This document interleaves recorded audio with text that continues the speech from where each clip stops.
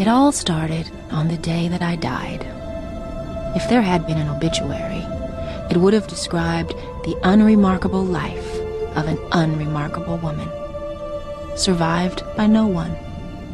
But there was no obituary, because the day that I died was also the day I started to live.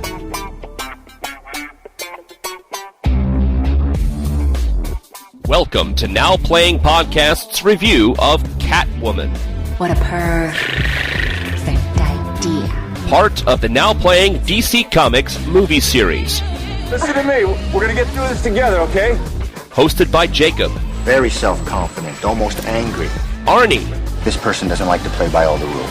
And Stuart. You've got more talent than anybody in the building, which I hate you for, by the way. This podcast will contain detailed plot spoilers and mild language. Listener discretion is advised. And so, my journey begins. Today we're discussing Cat Chick, Cat Broad, Catwoman! Starring Halle Berry, Benjamin Bratt, Sharon Stone, and Alex Borstein. Directed by Pitoff. Huh? I think that's how I cook my rice. Rice Pitoff. Truly one of the greats. I'm Arnie, and films like this are catnip to a reviewer like me. Stuart in L.A. And this is Jakob, the host that, when I'm sometimes good, I'm good. But sometimes I'm bad, but only as bad as I want to be. Or this movie. Yeah, you can't be as bad as this movie. And before we talk about this movie, and we will talk about this movie, I need to clear something up with the listeners, because they've been poking me on Facebook and on the forums going, Arnie, you can't let Stuart end on a good note, can you? You just can't let a series end with a good movie. You always have to end on a down note. That's why Catwoman is coming after The Dark Knight Rises. And I want to make it damn clear to every listener, not me. This was Stuart's choice. I wanted to do this movie as part of the Batman series between Batman and Robin and Batman Begins. Stuart was the one who's like, nope, we're going to do it after. That's absolutely true. A little factoid about the behind the scenes of Now Playing is I am the one that usually creates schedules, and I furiously revise them all the time, which is not to say I get to pick the movies we watch. I simply get to arrange the way that we watch the movies as they are paired with the release date. There was no way to get Catwoman in by the time Nolan's movie was coming out. But more to the point, there's no Batman in this movie. I don't see how you can have Catwoman as part of the Batman series and his name not even come up. To me, this is an entirely different thing altogether, and I just didn't see any Batman in it. I don't know how you could say it's Batman. I will make the argument as we go through that this is in the Burton universe. It is a shared universe experience, just like all those Avengers films. There was no Iron Man and Thor, but those were a shared universe. And I think the same thing goes on here. Had the world been a different place, perhaps George Clooney and Halle Berry could have teamed up someplace. Hadn't both of those movies not royally sucked. Yeah. Question right off the bat. Does Catwoman exist without Batman? I'm not seeing it here. You know, to me, she was defined as the arch nemesis / love interest that it could never be for Batman. Does she have an identity beyond that, Jacob? Does she have her own comic adventures that don't involve Caped Crusaders or Gotham? I can answer that because I know for a fact she does. I own Catwoman #1. You can't have graphic sex in a mainstream comic and not have Arnie buy it. Yeah, I mean, there are Catwoman comics. Now, Batman does show up to bone Catwoman in that comic, though, Arnie. That is true. Stuart wants to know if the two can separate. Can they divorce? And yes, there's been some great Catwoman stories out there. With Dark Knight Rises, I talked about how they got Catwoman right. And the way you get her right is she's a thief, stealing things, and she always gets herself into more trouble. So she'll steal a diamond and get herself in the trouble with the mob. We saw hints of that with the Dark Knight Rises, where she's stealing things, but she's in deeper with Bane. I mean, that's the right take I think you could do with Catwoman.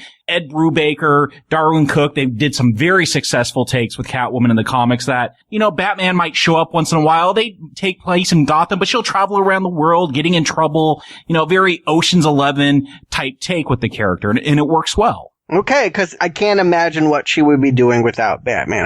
The idea that they would even attempt to do a standalone movie was head-scratching. Jacob, in her standalone comic, though, Catwoman is a hero, right? I mean, maybe an anti-hero, but she's stopping worse villains than herself? Yeah, I mean, she is the classic anti-hero. She's always going to steal your diamonds or your nice stuff if you got them to steal. But deep down, I guess she's got the heart of gold. She's not going to hurt anyone too bad unless you're a horrible criminal, a mobster. Then she's going to attack you. But she's never going to go so far as to hurt an innocent. Your typical villain would. She's going to stop there, but she'll steal your stuff.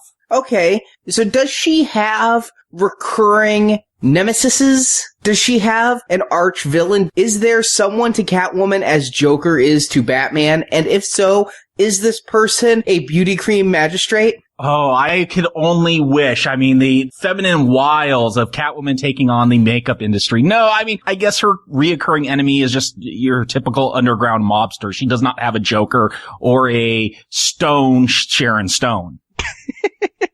An ossified camp star. I love that. There are many choices made in this movie. That is not the worst one to go. All right, so I'm open to it. I do think it's weird. The only comparative I have, it'd be like having a Lois Lane movie without Superman. She is a supporting character for the star of the series. And I think what happened was Catwoman, Michelle Pfeiffer style, was the thing that stood out in Batman Returns. After that movie, people were like, I don't know if I want any more of Batman, but she was good. And I think that that's what kind of kicked this project off. Originally, Catwoman, the standalone movie, was conceived as a reteaming of Burton and Pfeiffer. They were going to do it on their own. And for much of a decade, it was in discussion. I actually read the script that Daniel Waters turned in. He did it the day that Batman Forever came out. He said, okay, well, here's the next thing you guys can do. And it was a very almost Edward Scissorhands kind of satire of a Vegas kind of landscape. It was casinos. Selina Kyle had been rescued with amnesia from Gotham and returned to her mother,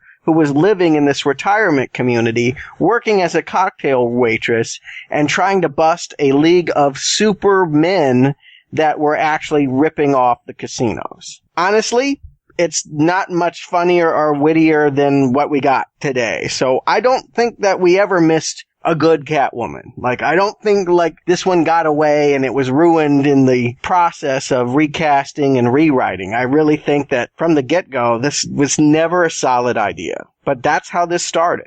What I read was they had one of the big stumbling blocks was Michelle Pfeiffer did not want the role again. The suit was too uncomfortable, and she just did not want to get back into either the shape or that suit, one or the other. And Burton was always iffy about doing the project himself. I think that after he had his own debacle with Warner Brothers on Superman Lives, it just wasn't very appealing. Once Burton said no, Pfeiffer definitively said no. Those two were a package. And it really wasn't until the beginning of this last decade that they walked away and in came Pitoff. And a whole lot of rewriters. Pitoff? Who is Pitoff? I just happened to notice during the opening credits that the director had one name. And I'm like, Pitoff? I had to pause it and immediately look it up because I kind of knew what I was getting into. I have seen this movie once before, but I was paying more attention this time, and I had to know who the hell Pitoff is. I honestly thought it was somebody using a pseudonym because this was almost an Alan Smithy job. I really thought Pitoff was some director who did not want association. I know who Pitoff is. He worked on Alien Resurrection. He was a special effects artist.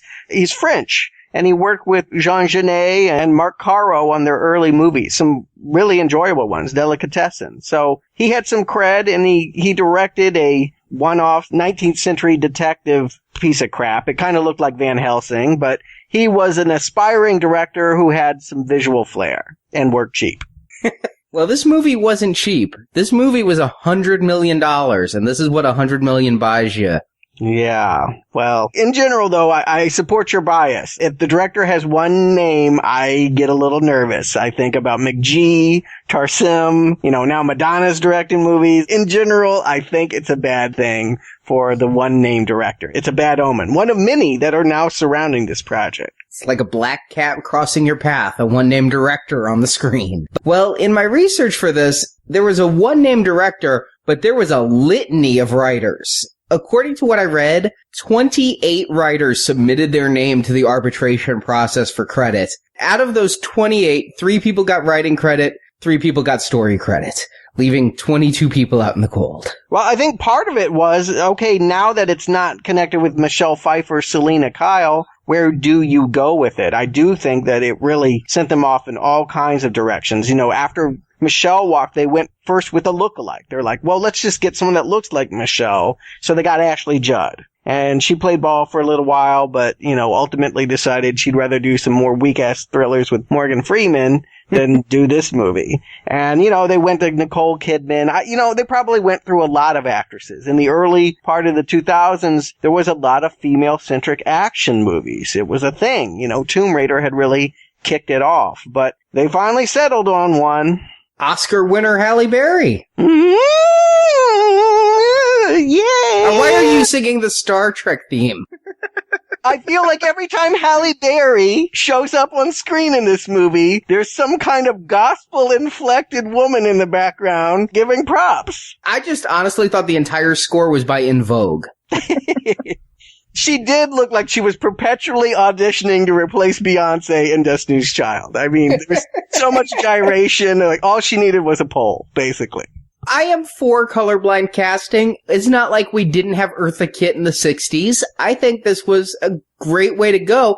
I remember when this came out, I was shocked because Ryan Reynolds did it later and I was still equally confused, but she already had a comic character. She was Storm, and because of her Oscar, she was already saying she wasn't going to come back for X-Men 3, so I was really confused when she decided to do another comic book franchise. Well, part of her beef with X-Men was the fact that she wasn't really being featured in it. It was an ensemble, and one I think that if you go back to this podcast, we clearly state that she is not a big part of. I mean, they do fix it, quote unquote, in the last one, but for the most part, she really doesn't have a lot to do. And here is a star vehicle in which she is the superhero front and center. I mean, I can see some of the appeal up front. I would have definitely checked with my agent and read the script before I would have signed the dotted line, but Halle was fresh from an Oscar, and she was picking big commercial projects. She also was starring as a Bond girl in Die Another Day. We'll get to that towards the end of this year. Was this around the time she also did Topless in Swordfish? That was around the time that she got the Oscar, but yes. She kind of did her thing in reverse. Most people, go up the ranks in unrespectable projects and then use their Oscar to get personal projects and hard to greenlight films done. Instead, she's taken off her clothes, playing Bond girls, and putting on cat suits after winning her award. It was a strange thing. I don't know. Cuba Gooding Jr. did Snow Dogs after he got his award. Indeed. And Lou Gossett Jr., Jaws 3. Yes. I think that the rules are different, unfortunately, for black actors. I don't feel like the doors open as wide as when white actors win Oscars. And they take projects that probably, it's a big payday or it's a big commercial enterprise. But rarely do I see them going on to greater heights. And Catwoman, well, we all know that this isn't a step up for Halle after Monsters Ball. Because of Halle's involvement and because I'm the comic book movie guy, this movie did rouse my curiosity back in 2004. I did not even entertain the thought of seeing it in theaters, but I did rent it when it was a new release on video, and Marjorie and I sat down to watch it, and I couldn't make it through. Now, Stuart, I think part of the reason I rented it is you had told me some outrageous plot points that we'll be getting into. I couldn't even stick around long enough for any of those. I turned it off halfway through, returned the movie. About 6 months later, it came back on HBO. I have this problem with completism, kind of what Drive's now playing. We must do it all. I don't think you need to explain that to anyone. They've seen what we do, yes. So I did DVR and finally just go back and pick it up for the second half, and This is my first time watching it in one whole sitting, though. There's no way I was going to go to a movie theater, but I was primed to see this when this hit video. To me, this defines a movie you rent for a Friday night with a bottle of beer and some friends to heckle it. We all know I'm not a comic book person, but a trash movie lover I am through and through. It didn't matter that this was tied into Batman or DC or any of that. To me, what I was hoping to see and what I largely got was a sequel to Showgirls. It is a ridiculous creation. The movie, let's just face it, no one needs to listen to this podcast to know that this is a disaster. I mean, this is the most blatantly obvious bad movie we've done in quite some time. It's not going to shock anyone that we're going to sharpen our claws and tear into it. But the question really remains, are we going to have a good time doing it, or is this a hurtful product that will make your brain melt? That's, I think, what I'm here to determine. But that's why I saw it so many years ago when it was on DVD. I was really hoping to see one of the worst movies of all time. You know, Stuart, I was really looking forward to coming back and watching this again. Yes, I've seen this movie before. I didn't run out to see it in the theaters, didn't rent it at the video store, but I did watch it one night. It was on TV. I'm laying in bed, and I'm like, you know what? I'm just going to watch this till I fall asleep. And for the next couple of hours, as my wife was trying to do the laundry, I kept yelling, "You got to get in here and see this!" because I could not believe what I was watching. I know. And so I'm really interested to come back and revisit this and see if it was that same kind of experience, because this movie blew my mind the first time. Mm-hmm. Well, let's dive right in. Arnie, you got the plot? Well, it was like herding cats to get these 28 writers' plots into a summary, but I can try. Mousy artist Patience Phillips is a put-upon graphic designer at Hader Beauty, constantly berated by Fat Cat CEO George Hader, and nervous at her workplace as a cat in a room full of rocking chairs. A missed deadline has her rushing to Hader's factory. Finding no one around, she hears voices from the basement, and that curiosity will kill the Patience as she hears Laurel Hader, George's wife and the former glamour puss face of Hader Beauty, played by Sharon Stone. She's plotting the release of Beuline, an anti-wrinkle cream that's supposed to be the cat's pajamas in the cosmetic world. But Beuline has addictive properties, and if a woman stops using it, her face will suffer severe burns. But despite pussyfooting around, Patience is discovered eavesdropping, and Hader security guards flush her out a drainage pipe. Dead, Patience is visited by Midnight, a feline that'd been catting around Patience's apartment. The Egyptian Mao breathes life back into the girl, but now Patience has changed. Instead of the shy girl, she's now the cat's meow. She has super strength and the agility of a cat, as well as some cat-like mannerisms, such as an affinity for fish and catnip, and an aloof, confident attitude. At times, the Catwoman catitude overtakes Patience and gives in to Patience's desires, such as stealing jewelry or violently stopping a neighbor's loud party. Curious to the end, Patience finds Midnight's owner, an ex-academic cat lady Ophelia Powers, who explains that throughout history there have been Catwomen, and now Patience is the next in line. Or the last. No, we had Anne Hathaway. True. Through Ophelia, Patience realizes someone killed her, though she has no memory of that night. She smells a rat and believes George Hader the prime suspect. But a game of cat and mouse occurs as her investigation is hampered by Detective Tom Lone, who has recently started dating Patience, but is also tasked with investigating crimes committed by the Catwoman. But the true villain is revealed to be Laurel. Neglected by her cheating husband and pushed out as the face of Hader for a younger model, Laurel's angry as a bag of cats and become addicted to Beuline, and found an even more interesting side effect. Yes, if you stop using it, your face melts away, but if you keep using it, your skin turns as solid as marble. Laurel kills her husband and frames Catwoman for the crime. With the cat out of the bag that Patience is the Catwoman, the feline fiend is arrested but escapes to confront Laurel. Laurel and Catwoman fight like cats and dogs, and Catwoman's diamond-tipped gloves succeed in scratching through Laurel's skin, and Laurel falls out a window to her death. Patience is cleared of all charges and released, but she cannot return to the life of Patience, choosing to cat around free as Catwoman. Man, I've been waiting since Howard the Duck to have a show full of animal puns. And I did not disappoint. You did not. You didn't. Now, I've seen this movie before. Am I wrong? This is Crow. This is the movie The Crow, only instead of a crow, it's a cat. right? That's what they ultimately settled on. All these 25 geniuses that made umpteen million versions of the script. They finally just said, hey, you know what? If it worked for Brandon Lee, it'll work for Halle. Well, whatever doesn't kill you. Wait, that didn't work out so well for Brandon. Oh, I don't know. And what's funny is, in the trailer for this, they actually took the monologue from The Crow and replaced the word crow with cat and had Halle recite it. I thought so. So this is just verbatim.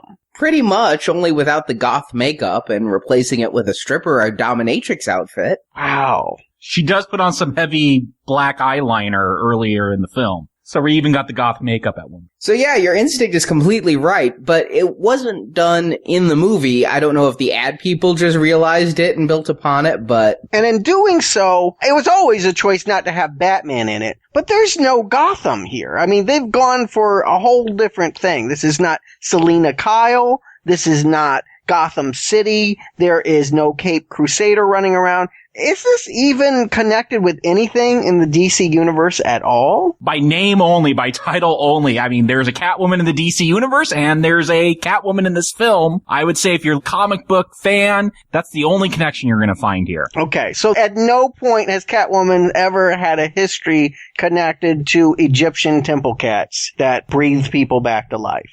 Lord, okay. So here's the thing. I remember back in Batman Returns, we had a little bit of a debate. You know, did the cats give her CPR and give her cat powers? And I thought, yes, that's what they were trying to say. And I thought the cats were trying to eat her. Yeah. So there's a comic book podcast I listened to. They interviewed one of the 600 writers for this film. And he wrote the script that sold this to Warner Brothers and got the project going. And only a couple things that he actually wrote in there were kept. One of them was this Egyptian cat thing. And he didn't even want it. But the executives are like, no, we have to explain how she got her cat powers. And he's like, well, she's just a cat burglar. Well, no, in Batman Returns, she got her cat powers. And if we don't show her getting her cat powers in this film, people aren't going to be able to understand it. They're not going to understand how it ties to Batman Returns. You know, Hollywood executives, everyone. And a spider must fight Superman. Yes. So this was something that was forced upon him. And so he's like, all right, there's always been Catwoman that got magical powers from cats going back to Egypt. Sure. Because for some reason, Hollywood thought Catwoman has to have literal cat powers. Wow. I never thought that. I never thought that a feline turned her into something. I never thought of her as a supernatural being. In fact, DC's universe, by and large, feels less supernatural than Marvel's. That's only because you've seen Green Lantern and Batman. You got the Spectre, who is literally the judgment of God, the wrath of God. You got plenty of mysticism. But you compare this to Marvel, what I see here is this is a reaction to Spider-Man, the 2002 Sam Raimi film. This is 2 years later. I see so many parallels between this movie and Sam Raimi's Spider-Man that I can call out as we go through. And here it's like, instead of just being a cat burglar, she had to be breathed on by a radioactive cat. Spider-Man, Catwoman, I could see why the execs would choose to go this way. Spider-Man was a huge, huge hit. Now, Jacob, we talked about, with so many characters, Green Goblin and some of the others, how in the comics they have different identities. But what I really want to know is, was Patience Phillips a Catwoman? We all know Selina Kyle. Are there other Catwomen, and is Patience one of them? There's been other characters that have played the role of Catwoman for short periods of time. In Dark Knight Rises, we had that blonde hair girl. I think they called her Jen in the film, but she really represented Holly Robinson, who was a friend of Selina Kyle and who took over the role for a while. So there's been other people that have filled in temporarily. Not a Patience Phillips, though. I'm willing to bet that they came to Patience when it came down to Halle. Like, Halle was the thing that made them realize they could no longer connect it to Batman Returns. I do think it's racially driven, honestly. I think that they thought that if it doesn't look like Michelle Pfeiffer, no one's going to believe it's the same character, so let's just do something entirely different. But the movie calls out in its very opening credits that there have been Catwomen through history. They have the ancient Egyptians, they have the witches of Salem being burned, implying they were burning Catwomen. And later in the movie, in Ophelia's house, amongst the pictures of Egyptian cats and Salem witches, is a picture of Michelle Pfeiffer. Really? Yes, she is one of the previous Catwomen pictured on screen in Ophelia's house. I did not catch that.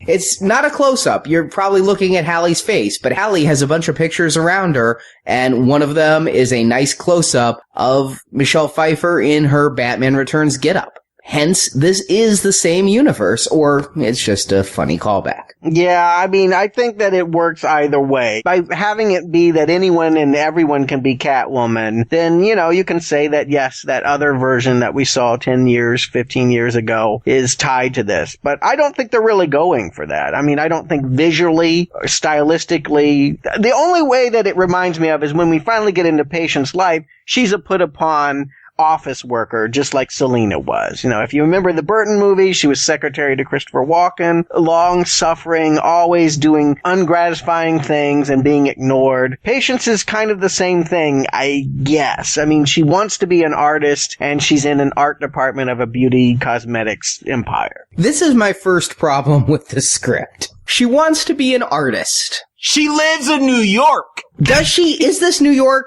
This is some CGI monstrosity where there's factories on islands across the water. Is this New York? It is. I couldn't tell. I really couldn't tell if it was New York or Gotham or Coast City or Metropolis. Regardless, she lives in a huge metropolis. I mean, if you want to be an artist, you don't hang out in your small farm town, you go to the big city. I don't understand this. She's like gone to the big city and has no chance to be an artist, even though she's painting all day at home. I just want to know how the Catwoman helped her fulfill that dream.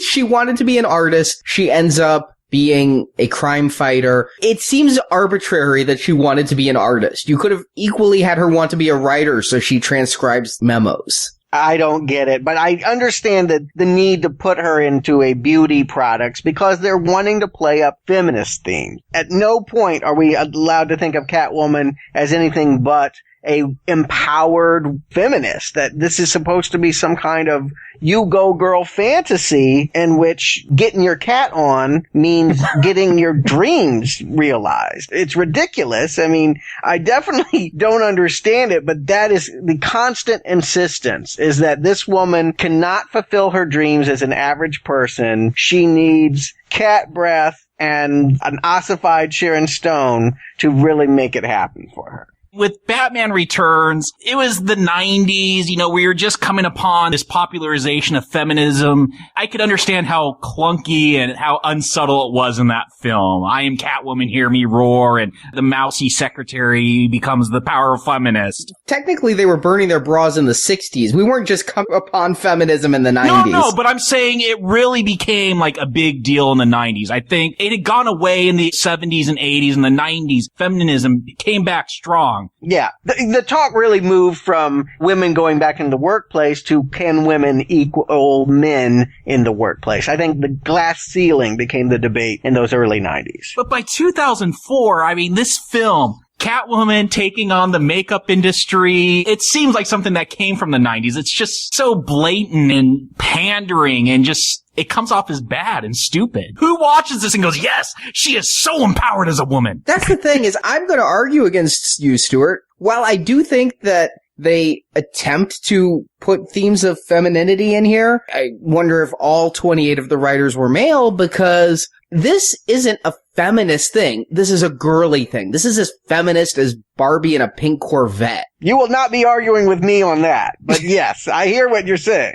The fact that she's taking on the beauty industry, if this was a real feminist statement, she'd be overcoming a man's world. I can't tell if this is a female superhero working at a beauty company to entice the readers of Vogue and Glamour magazine to come see a superhero film, because you've got Halle Berry almost naked at times in some really body glorifying cinematography, which I would think would turn away the womanists. And then you've also got her fighting the evil corporate empire of the beauty cream, which I think would turn away the male audience. So I don't know who the target of this is. Yes. Because they're striving for a feminist message, by that I'm only stating the fact that we're not allowed to see her as a superhero. We must see her as a woman who is taking down, yes, Hader beauty. Now, I don't feel like it's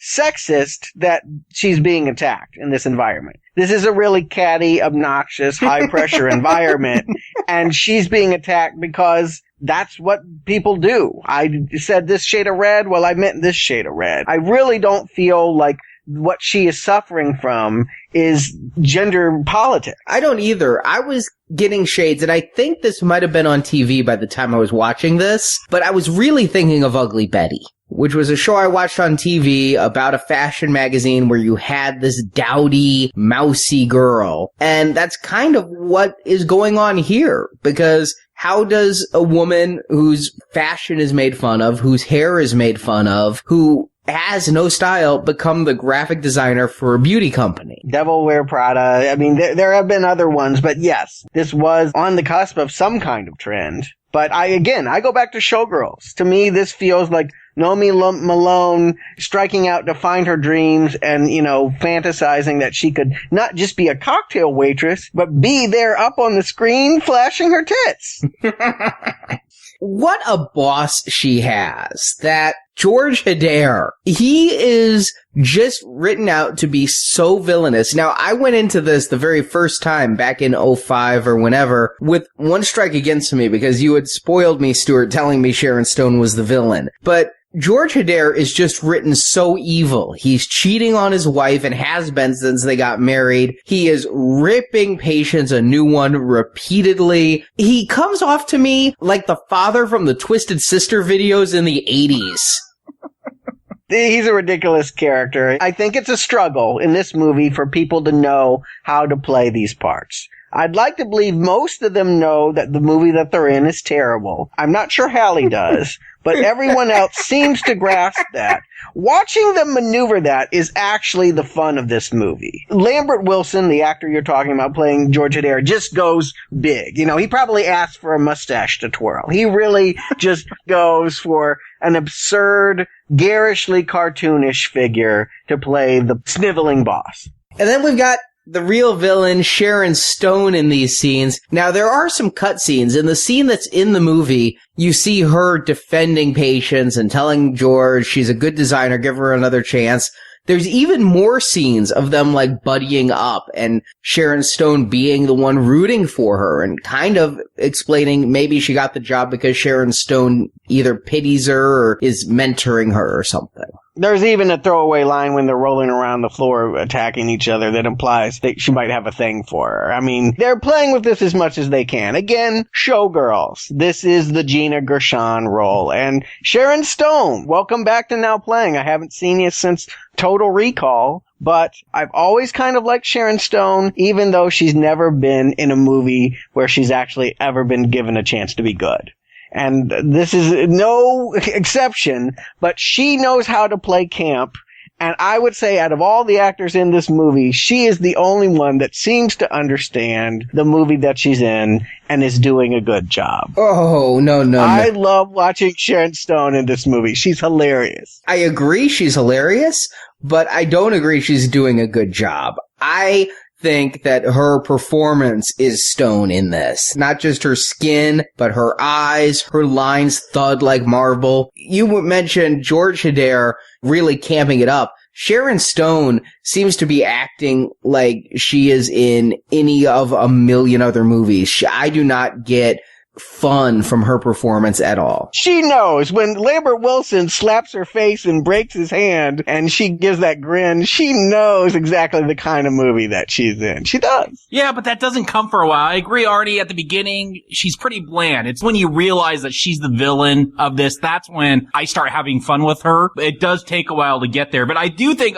a lot of people in this film know what kind of movie they're in, except the two leads. By the two leads, do you mean Sharon Stone or do you mean Benjamin Bratt? Benjamin Bratt. Yeah. Benjamin Bratt. He's my favorite, actually, in all of this. He's just not cool. You just imagine him talking shop at some Hollywood place like, oh yeah, I'm in this new movie with Halle Berry and Sharon Stone. Big action movie. Big budget. Oh yeah, what is it? It's camp. What? I'm sorry, Ben.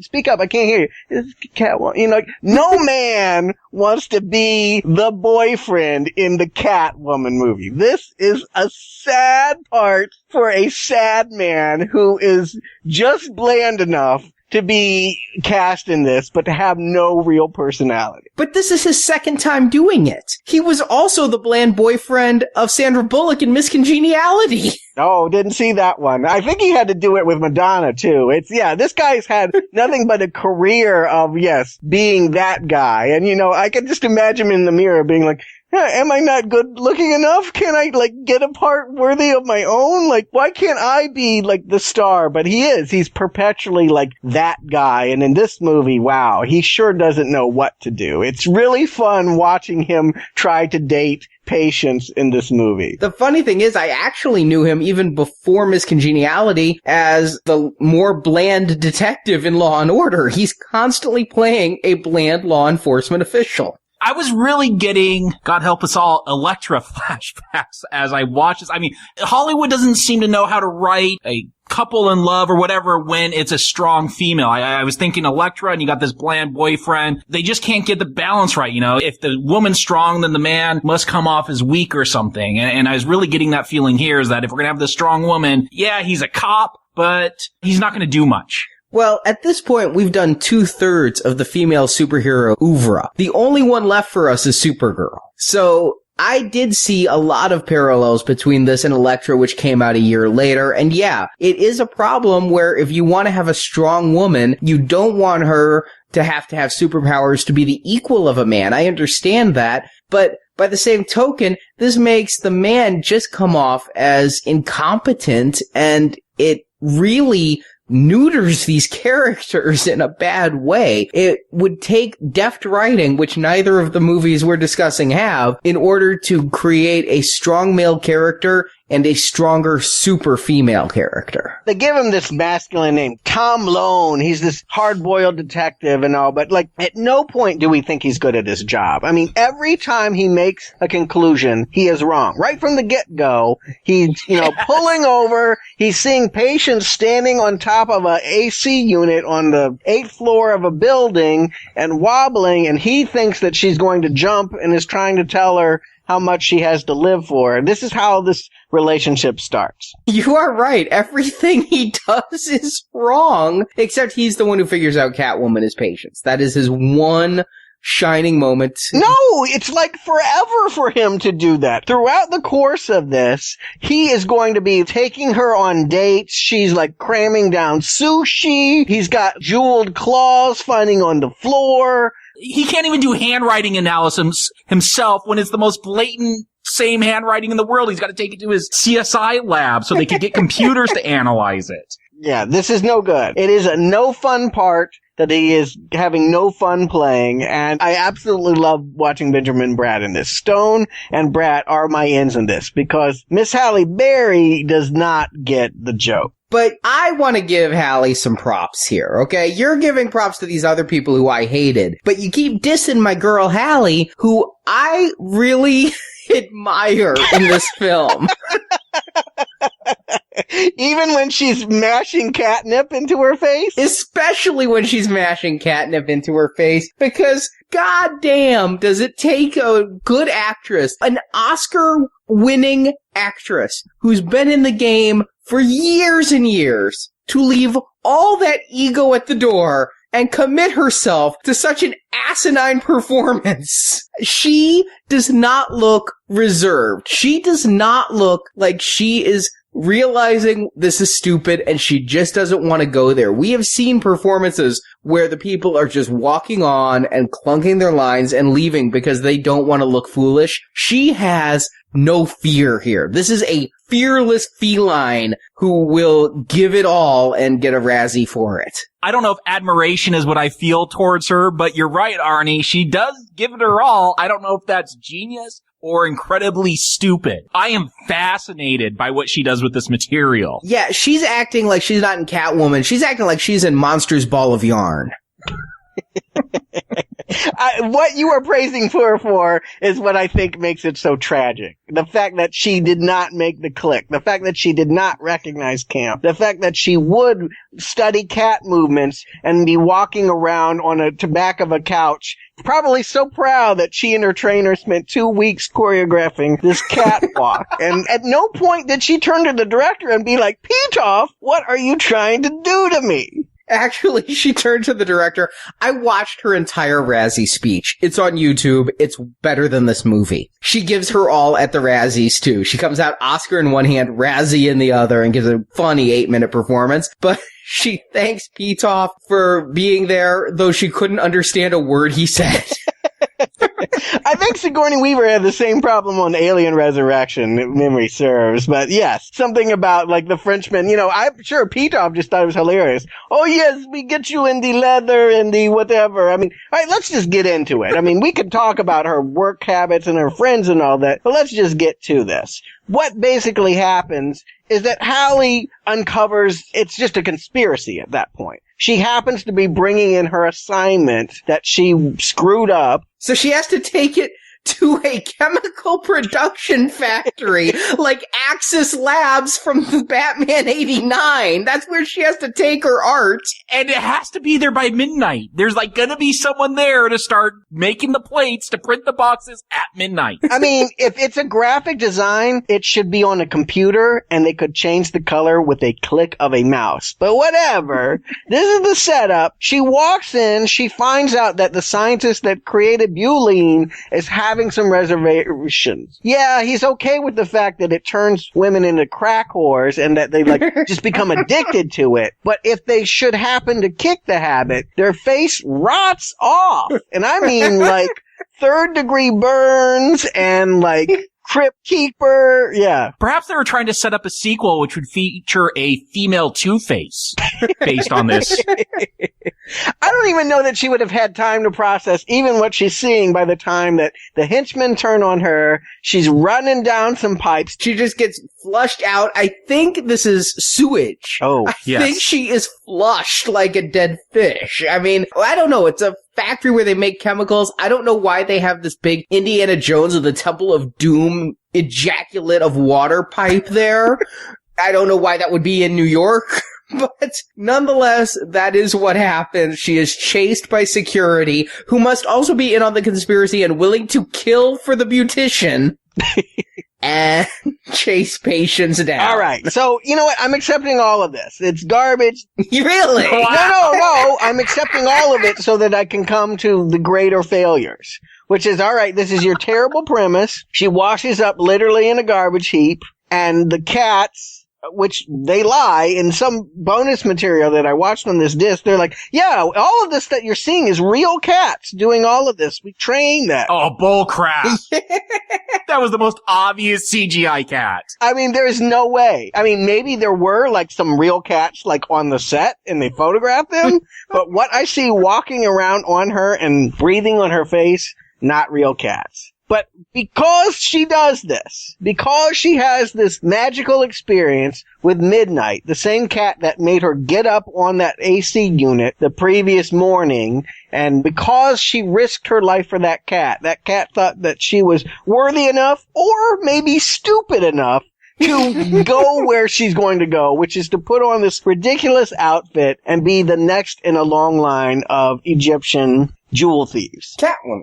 Am I the only one who thought back to Drew Barrymore in Cat's Eye when the cat is breathing into her mouth? Because in that movie, the cat was stealing Drew Barrymore's breath, or the troll was, but they thought it was the cat. There has always been an urban myth, and I think it did come from Cat's Eye. It was probably the first time I heard it, but that cats steal your breath. That they actually take your life when you're in your sleep. I'd never heard that cats can give it back to you with a face plant.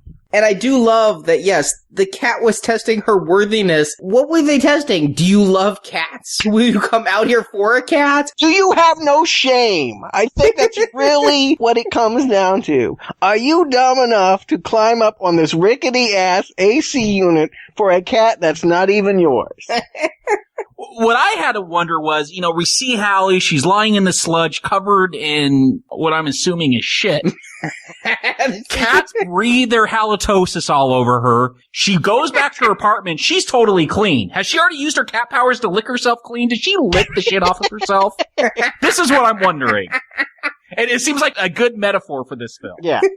We do see 1 minute, when she gets back to her apartment, she sees her reflection. She's still shit covered. So, no, she didn't lick herself clean, but then they cut Next morning, she wakes up on one of her own shelves, and she doesn't know how she got there and how she got clean. So who knows? But from this point on, her life has changed. She is two people in one.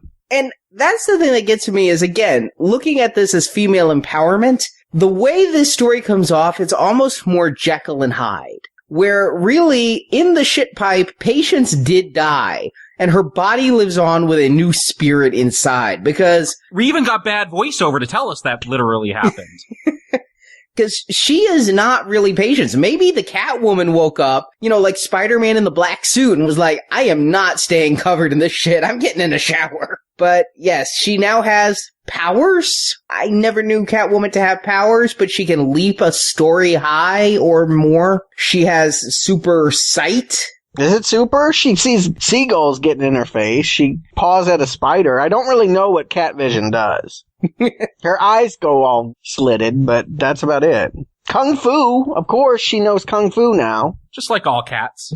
She always lands on her feet. It's a weird bevy of powers, but they come in real handy on the basketball court, because Benjamin Bratt asked her out. She stood him up because she was hungover from the shitstorm. She's making it up to him by visiting him at a school where I don't know what cops do at school other than search lockers for drugs, but he's there like, don't be a bad guy, now let's play basketball. Yeah, the kids bait them into doing a little one-on-one, and she's sorry that she blew him off on the dates, after their whole misunderstanding. They had this date arranged. This is their first date. Can you imagine? This is your first date, and this woman is like leaping from one side of the court to the other, flipping upside down. That's not even interference at that point. That is just ridiculous. No one can play basketball like this.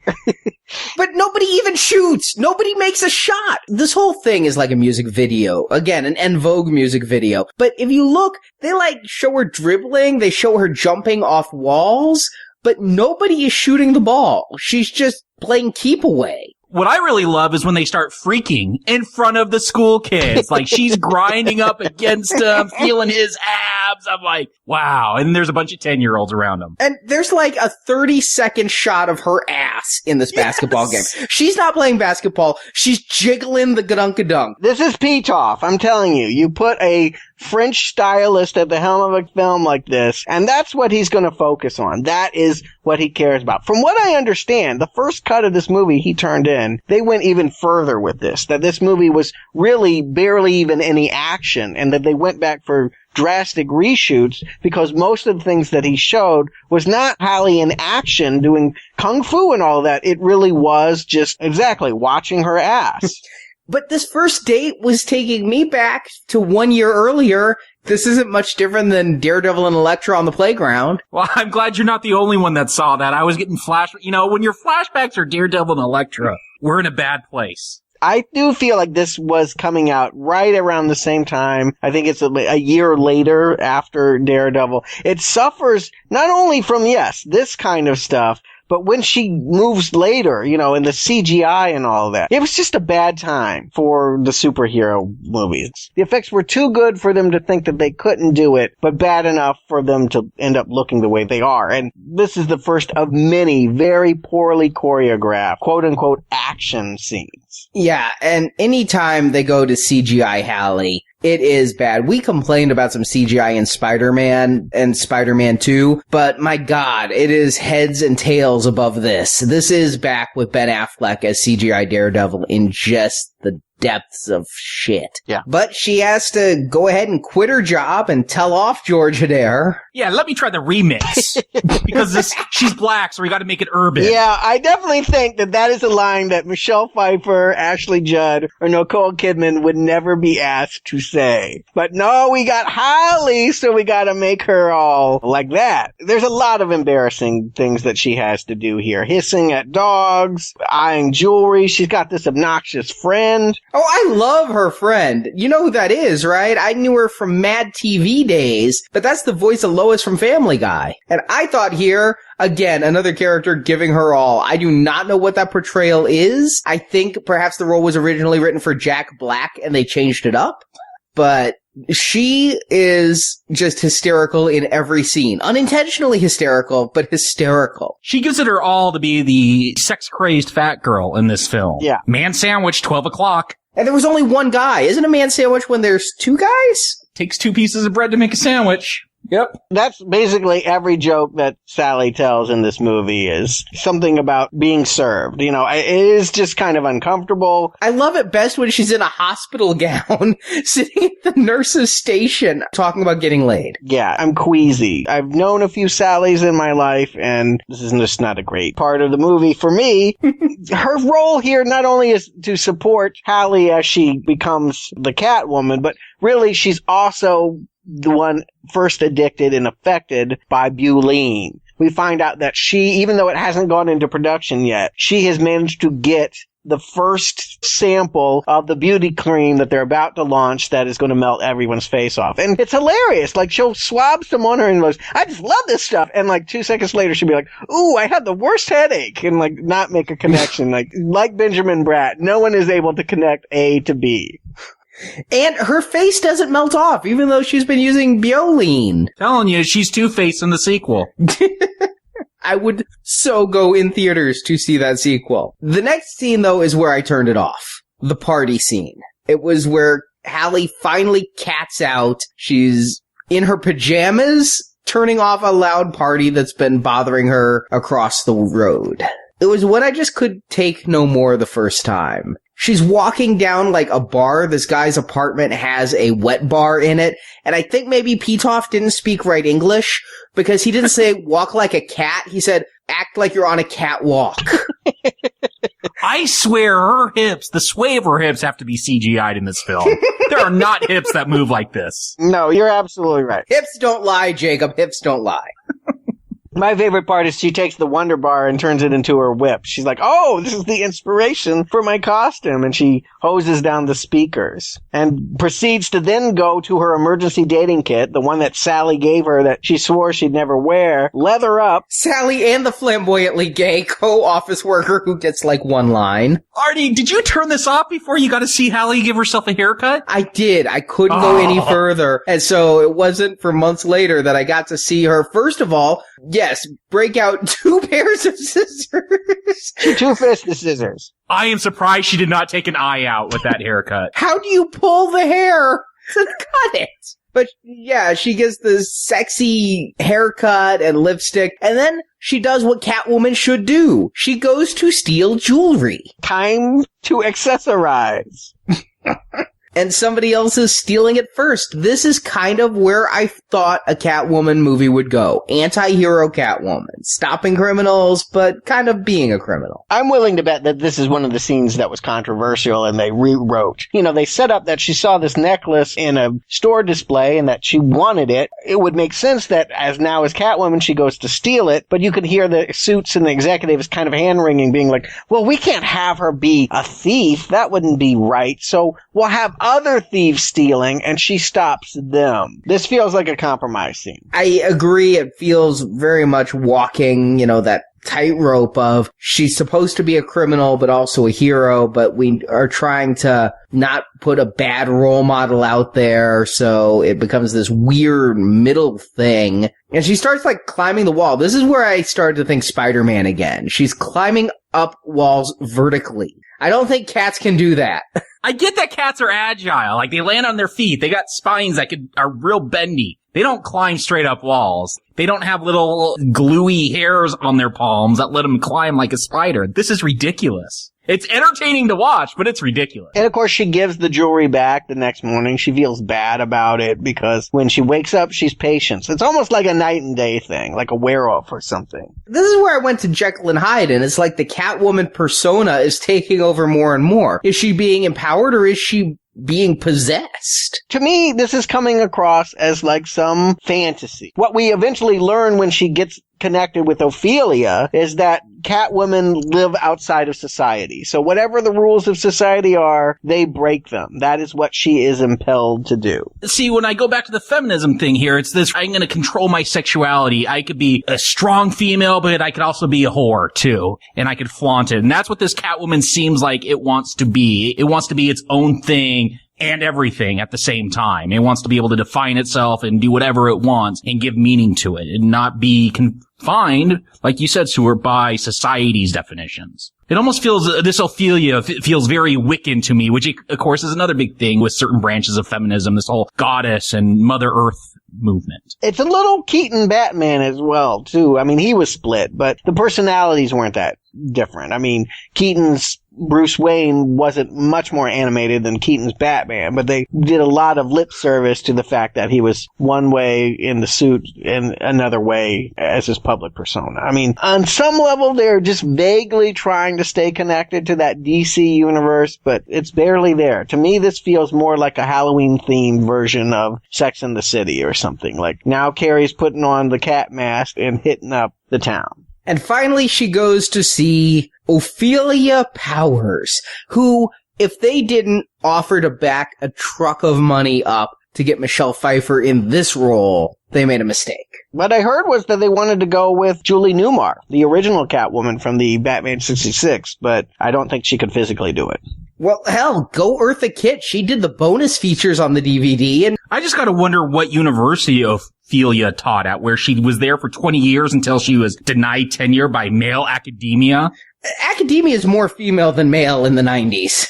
That, I'm just gonna say that's what I personally experienced. There's more females than males, but again, lip service to feminism here. Maybe she was denied tenure 20 years ago and it just stuck around in that house forever since then.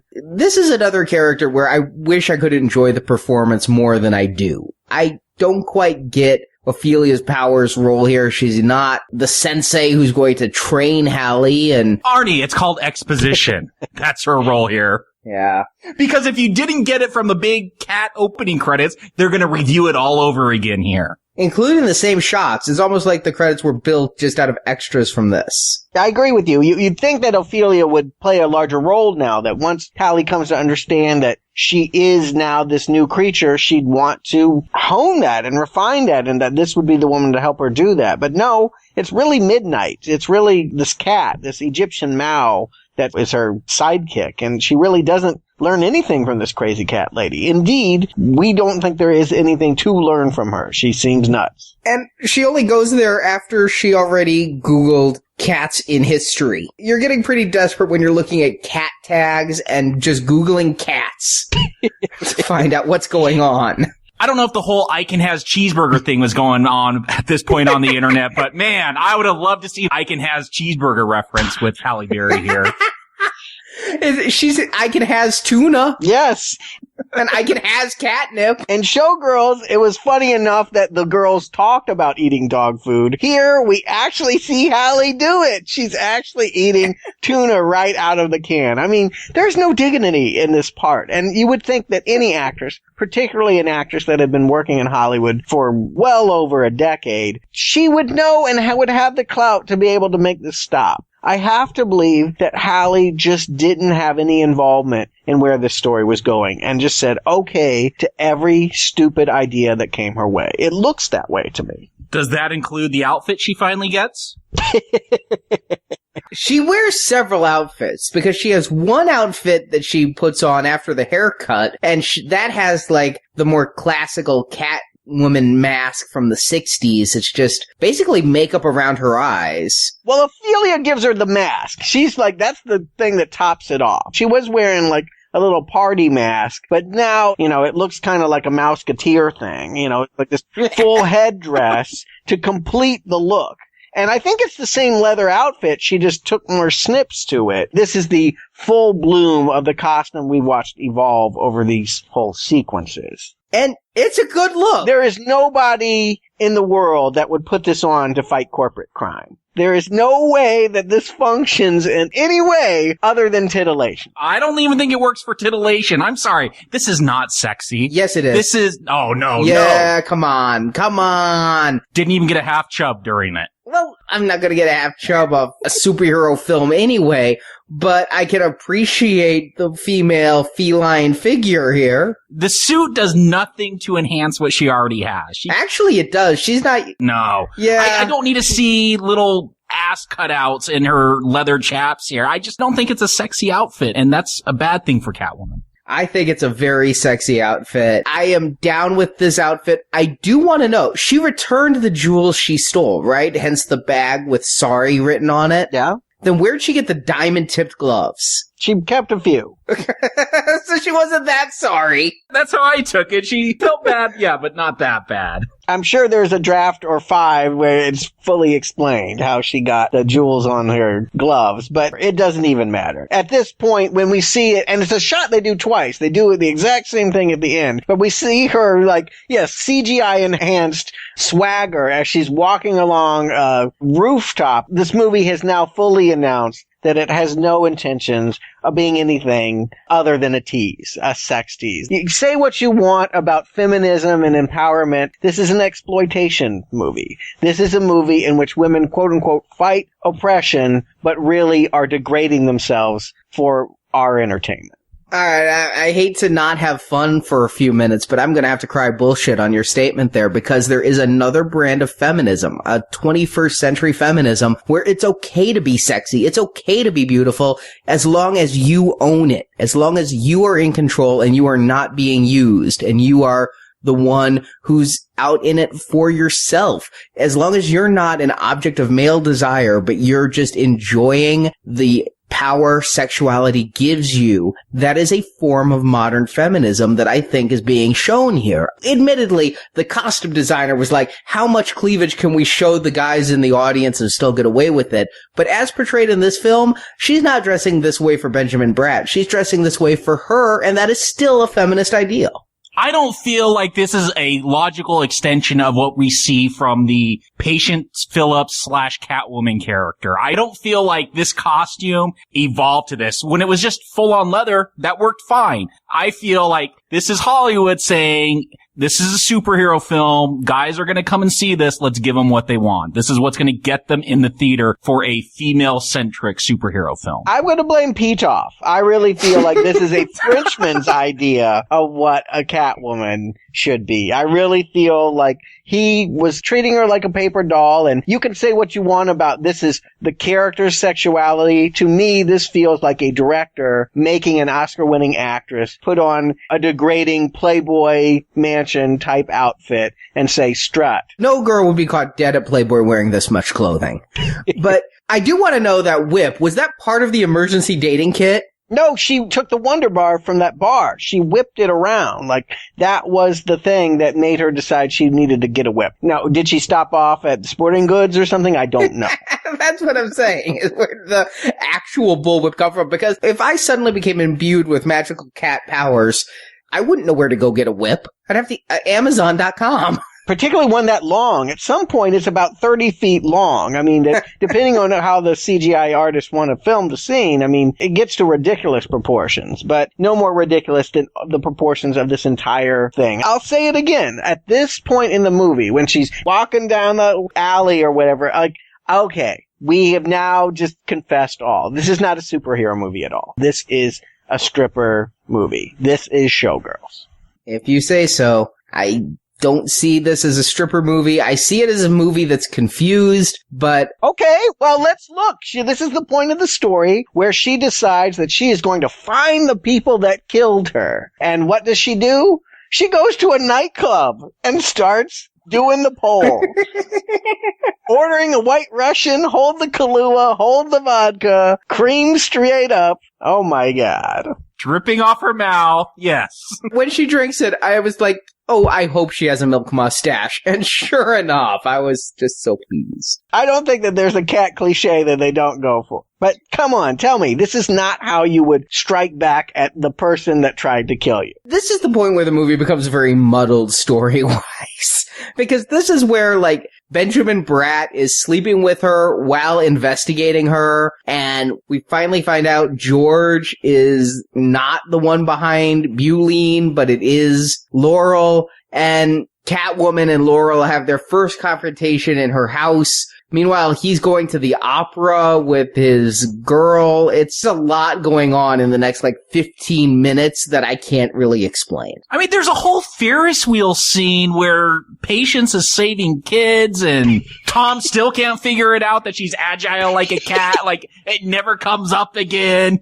She's leaping around an exploding Ferris wheel, and he still does not put it together. They have handwriting samples. She looks the same in the outfit. The haircut is the same. It is painful to me. All I can think of is Tom Lone wants to get laid. That's the only thing that makes sense. How hard up is this man for sex? She's sitting there, devouring all the sashimi in front of his face. I feel like she could cough up a hairball onto his dessert and he'd still be like, your place or mine.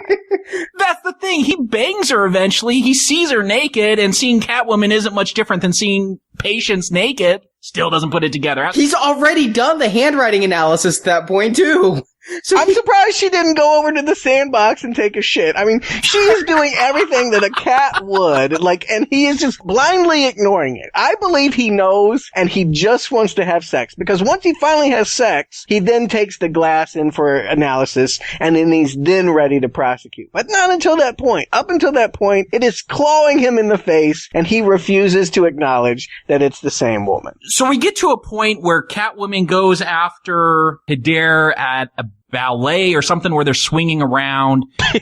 It's so bad that they're happy when Catwoman gets up on stage. People start applauding. Yes, they start cheering. Oh, thank God, something's happening. I think it's like a Cirque du Soleil thing, but a really lame one in which people are just in really long flowing muumuus lifted up and down on a string. And again, I'm loving Halle's performance as the fraidy cat on stage, scared of all these flying birds. You think she'd be clawing at him? Don't cats like things on strings? I thought she totally should have gone Michelle Pfeiffer and put a bird in her mouth at some point in this film.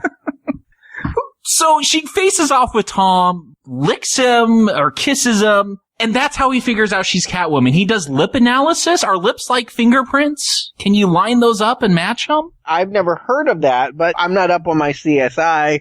It's hardly the most ludicrous thing that they put on it. I don't know why they would have taken that from his face, that he would have to go in and have photographs made of the lip imprint made on his cheek so that he could then take the glass and make the same 99.9% match. I don't know. It's ridiculous. And this is an hour after the handwriting. Yeah.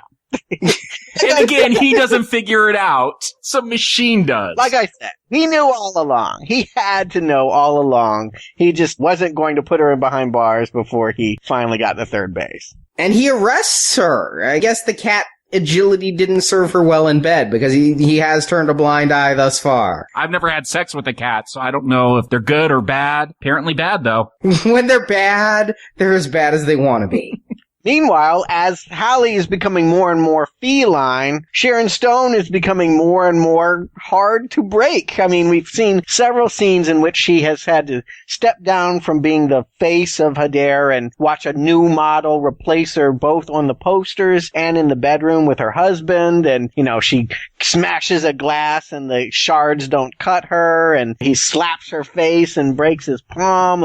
All this stuff is hilarious. I wish that they took it one step further. Don't you kind of wish that they actually made CGI Sharon at the end of this and she literally was a stone or something like that? Like Mecha Sharon? Yeah, exactly. I mean, they're so close to it. I'm like, why not go full on? Why not turn her into a big beastie for this final battle? Because, yes, eventually, of course, Catwoman is going to escape, and we have to have the Russ Meyer cat fight that we've been promised. I mean, it wouldn't be satisfying if it didn't become about two women going at it. But what is Sharon Stone's plot? Why is she an evil to be stopped? If you know that the product you're putting out is going to melt off the face of every woman that uses it, I don't see dollar signs. I see class action law. I don't see getting out of jail, frankly.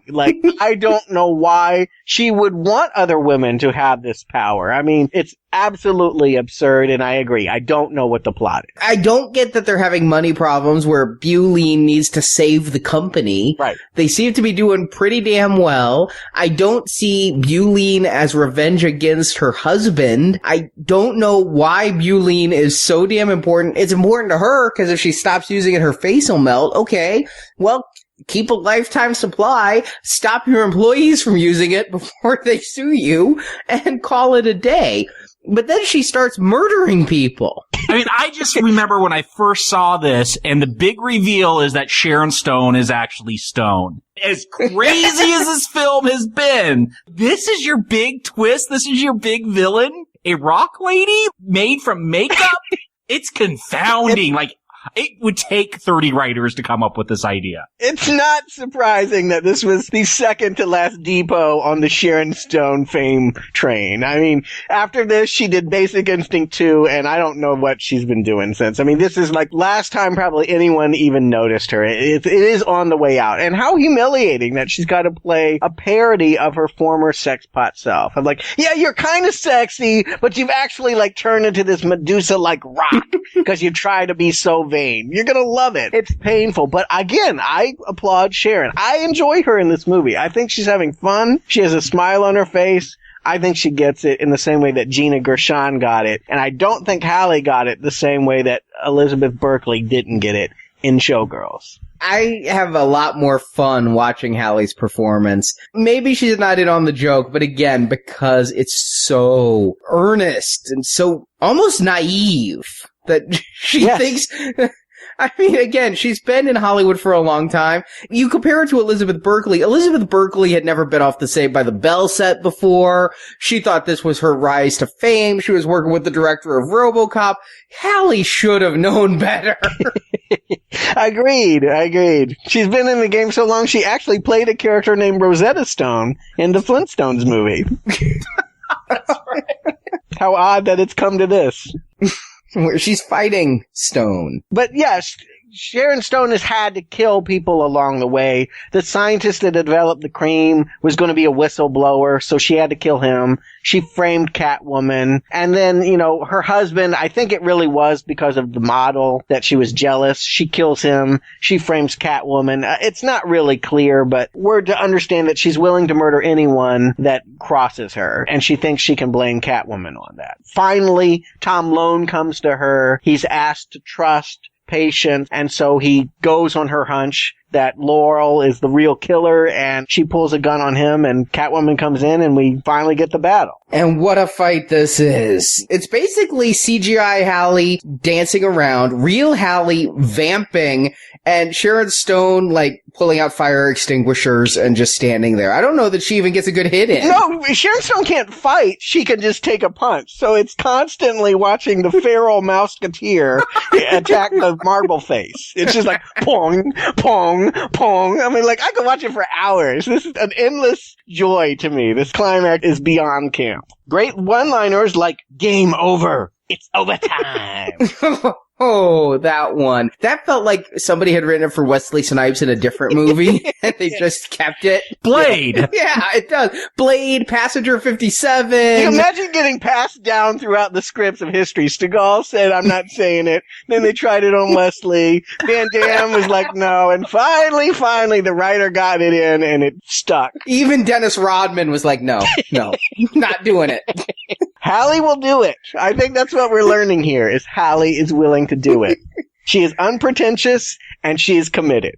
Is she able to injure Sharon Stone because Diamond can cut marble? Is that the trick there? Don't ask me about the science, but yeah, it is the hardest kind of rock, so it would be able to, yeah, I'll go with it. It would be able to scratch it. I don't know if he could dig into it the way she does. Yeah, it scratches it enough that Sharon realizes she's never going to be beautiful again. I think that's the takeaway here, that she's going to put all the cream on she wants, but she's never going to be able to have that face back. And does she let go? Does she intentionally? No, she falls, but she should let go. She should see herself and be like, I'm ugly and now I want to die. But instead she sees herself, she then reaches to Halle for help and slips. And then a dummy falls about 50 stories. It's a great dummy. My only regret is that it doesn't shatter when it hits the bottom. That it should have. Yeah, I mean, rocks break when you drop them a long ways. I guess their CGI budget had run out. They had put so much into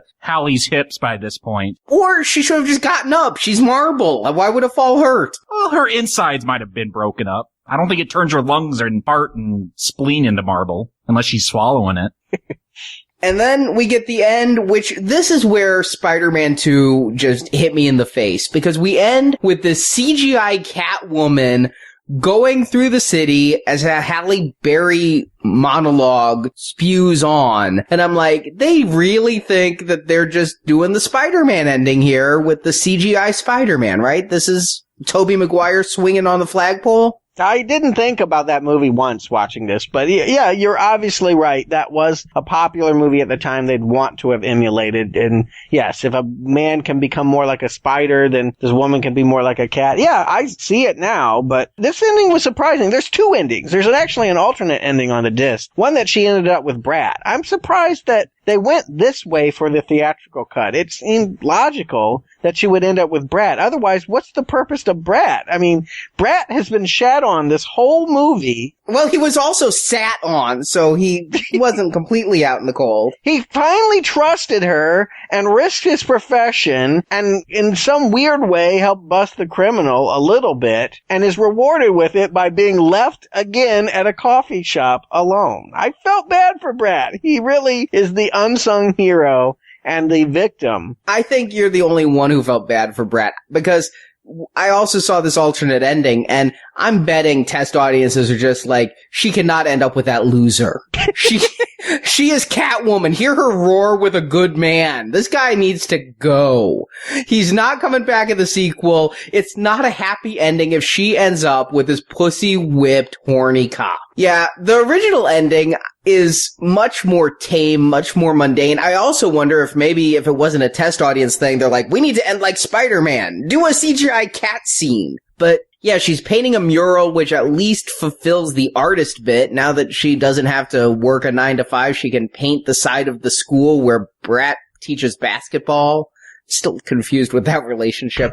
And her friend Alex is there. She actually has it better off in the theatrical ending because she got that hot doctor in the theatrical ending. But in this one, she's just helping hold the paintbrush. Her journey begins and ends with the raspberry, yes. I don't know that anyone, by the time this was coming out, really thought there would be another one. Obviously, they always end superhero movies with the idea that this is only the start of an ongoing saga, but they had to know, right? This was a well-known train wreck coming down the pike. I mean, at the time, they were supposed to put this out in IMAX, and then they scrapped the idea. They really just barely released this film. I mean, there was no attempt to try and make this a hit. But I saw Halle's speech at the Raspberries. They didn't know when they were making it. They had their heads so far up their own asses. They didn't know. She actually said that during filming, Alex Bernstein knew, but she didn't tell Halle.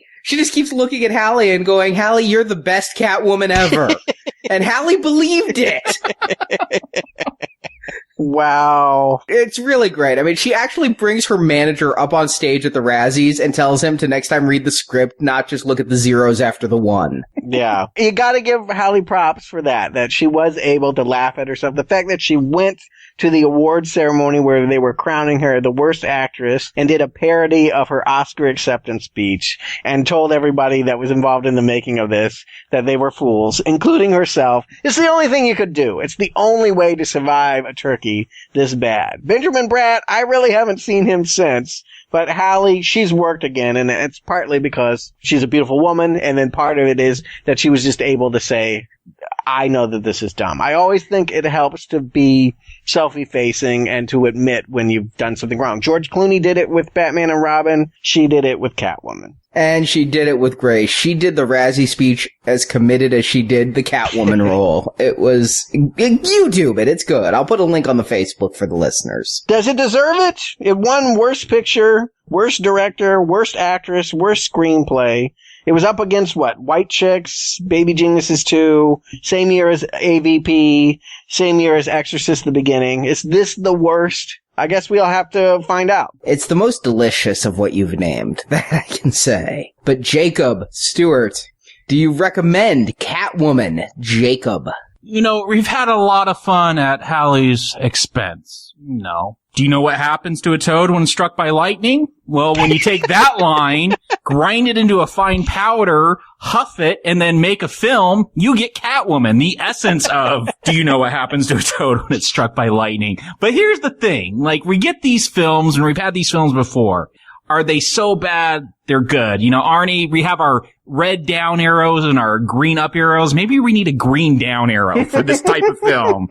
Because this film is awful, and you're not going to get how bad it is from listening to us. Like, it's something you have to see. The first time I saw this, I sat in horror yelling for my wife to come in and experience this. It was something, like, I couldn't describe how bad this movie, like every decision that's made in this film is. It is transcendent in how awful it is. And so, yeah, you have to see it at least once. If you want to understand bad filmmaking, you got to experience bad films, and this is a damn fine one to experience. So, recommend, but not in a good way. Stuart. I don't know. There's no good answers. It is apparent that this movie is terrible. You don't need us to tell you that it is not recommendable as a superhero movie, as an action movie, as a coherent story. You know that. You get that. If you were asking me if I am entertained watching Catwoman, guilty as charged. I'm with you, Jacob. This movie is hilarious. I mean, from start to finish, the basketball scene, her eating tuna out of a can and running catnip on her face, and just every time that Halle is going for it, it's hilarious. Every time Benjamin Bratt has to sit there with that pained, fake face of empathy, it's just wonderful. Every time Sharon Stone, like, breaks something and it doesn't affect her stone face. There's no way that I can't be entertained by that. If you love Showgirls, this is the sequel you have been waiting for. It is high camp, Russ Meyer craziness, delicious because most of them did not know they were making it. The best kind of camp is not the movie where they know that it's trash and they get through it. It's that they actually think that, yes, they are making Spider-Man, and they wind up with a box of cat litter. I mean, it should be buried. It should be destroyed, but I can't. I can't do it. I can't do it. So I think that's a recommend. Truthfully, we were talking earlier and it's chewed at me. Who is this film targeted at? Who is this film made for? I really think this is a film that only like a leather fetish BDSM sex freak could enjoy. No, I didn't enjoy it on that level, Arnie. What are you saying about me? And then you better be the masochist, because this film's gonna hurt. That I'll agree with. And we all are, because we're now playing them. And our longtime listeners are too, because they watched our movies. Or they're the sadists who just get off on our pain. Yes. Because really, that's what this does come down to, is a leather bondage whip fantasy. Recommend. Wait a minute. That's what I was saying, and you were like, no, this is an example of feminist new way, blah, blah, blah. Come on. That's exactly right. Back then I was talking about what I think they were trying to do, not what they accomplished in doing. This movie is better than a lap dance, but worse than Howard the Duck, I think is what we're saying. It truly is. But, I mean, it's so torn, because I enjoy Howard the Duck, but I didn't give that a recommend. Because you didn't? No. How did you not? I said I love it, but I can't recommend it. But I think Howard the Duck isn't so bad. You gotta watch it. This is with Garbage Pail Kids for me, you know? And Stuart, you have a lot more of those than I do. But this one, I just couldn't look away. I actually went back and watched it a second time just for pure giggles. I think what the trick of it is, defining when it's so bad that it's good, is if it can sustain itself for the whole runtime. Batman and Robin is equally as hilariously bad, but there are long stretches where I'm not laughing. I'm just in pain. It's literally painful to watch. Ergo, I didn't recommend it. Catwoman, from start to finish, I have a broad Cheshire Cat grin on my face. I am never not laughing watching this movie. I think that's the key. As comedy, it's gold. That 15-minute stretch where they actually start detecting, it loses me. And if the end had not redeemed itself by going so bug nuts, then I probably would have not recommended just off the last half hour. But you're right. I'd say it's a very short film, which helps too. If out of its, 100-minute running time, 85 of those are hysterical. And yeah, recommend. Okay, so the people that demanded we watch Mask of Phantasm, we tell them 3 not recommends, and Catwoman we're all saying we're cool with. Do we have any listeners yet? Did we just lose everyone? Sorry. I can't blame them. I figure every show we lose at least one. The question is, can we get 2 more? Well, so this ends DC and comic books for us. This is the capper, folks. For a while, at least. This was not part of the Batman retrospective. The credits in Stuart's speech made that clear. But this is the end of our superhero journey. Glad it could end on 3 green arrows, and it was a far more slam dunk 3 arrows. It was a Halle Berry basketball court slam dunk versus last week's show where it was, kind of a rim shot that fell in. I agree. Yes.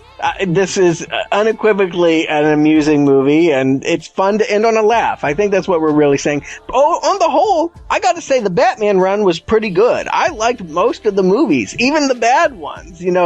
I think with the exception of the 2 Schumacher films and the cartoon, it all got a pass, and some of them were really great movies. So this has been a great way to end what has not been such a great superhero run for me. I gotta say, having seen the heights of the Nolan Batman, going all the way back to 60s and Tim Burton, I really had a good time this time. I gotta say, this is one of the best franchises we've done. And we'll be picking up DC again next year with Man of Steel. But for the rest of this year, we've got James Bond starting not next week, but this Friday, both at nowplayingpodcast.com and over at booksandnachos.com. Stuart, you're reading Casino Royale, and that review will be posted at booksandnachos.com once a week, a Bond review to go along with our twice-a-week movie reviews. I've been looking forward to this. It's going to be huge, but Brock's a super fan, and I think we'll carry you along, Arnie. I think we're really going to have some ups and downs for sure, but I think it's going to be a good one. So we'll be back on Friday at the same cat time, same cat website. Talk to you then. Catwomen are not contained by the rules of society. You follow your own desires. This is both a blessing and a curse. You will often be alone and misunderstood, but you will experience a freedom other women will never know. You are a Catwoman. Every sight, every smell, every sound incredibly heightened. Fierce independence, total confidence in human reflexes. Thank you for listening to Now Playing's Catwoman Review. Thanks for the party. I had fun. Part of our DC Comics movie series. You're good? You did real good. Head to nowplayingpodcast.com where you can hear our other movie reviews, including reviews of all the Batman films, Green Lantern, The Avengers, Howard the Duck, and more. You like it? Love it. You can also listen to our non-comic-based movie reviews, such as Star Trek, Terminator, Halloween, A Nightmare on Elm Street, Tron, and others. Well, I'm not sure how you did it, but I'm impressed. While at nowplayingpodcast.com, be sure to join our forums where you can discuss this show with other listeners. You don't seem so fun to fishing to me. You can also follow Now Playing on Facebook and Twitter, where the hosts post new episode announcements and written movie reviews. How can I reach you?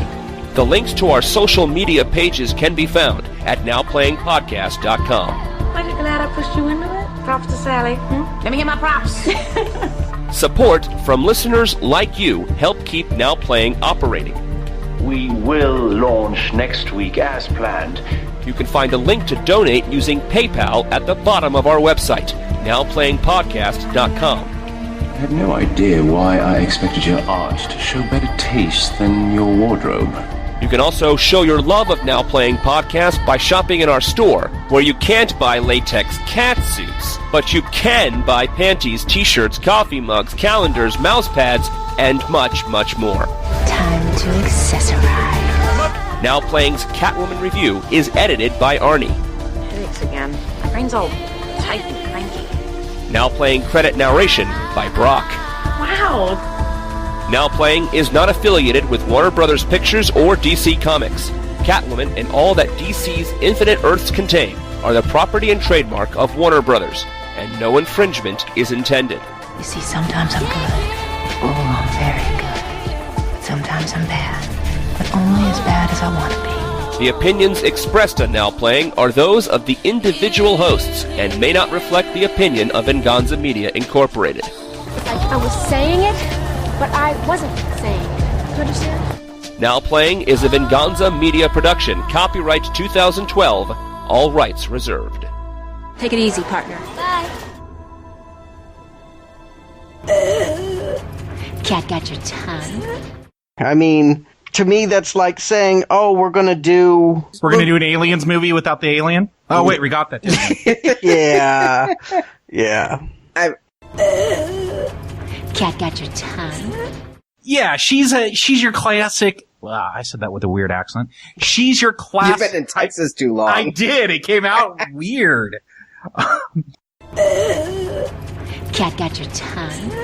And, oh crap, I had something that I just blanked on it. Beat off ass basketball. Beat off ass. Alright, Only on Now Playing. Oh. Cat got your tongue? This isn't that much different than Daredevil and Elektra on the tater tots. That's a movie. Ben Affleck, Jennifer Garner eating some fried potatoes. They are in Georgia now. This isn't much different than Daredevil and Elektra on the teeter tots. Teeter totter. It's called a teeter totter.